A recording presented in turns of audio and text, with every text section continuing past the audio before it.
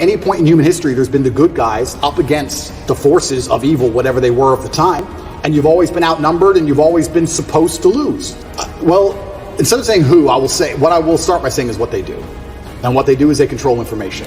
And we now live in an information society, and by controlling information, they control how people think and act and react to things. That's all they have to do. They have to control information, and they have to be very selective with what they allow you to talk about and what they allow you to discuss and what they don't.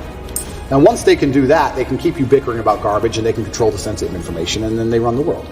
So having all the information controlled and having this hard barrier on what can be discussed, that's how they can purport absolute fallacies. I think now it's been a couple years, we can probably talk about it. They psyop the world into believing they should be afraid of the common cold. They psyop the world into this.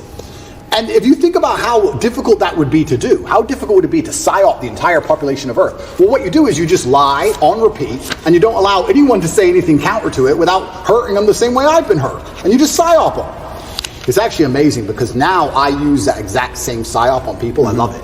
I love it. So when I sit with someone who's not matrix-minded, when I sit with someone who is matrix-minded, like when the BBC walked in here, I'm like, do you all have your vaccinations? Social distancing. Did you actually? 100%. Social distancing, please. And they look at me like I'm crazy.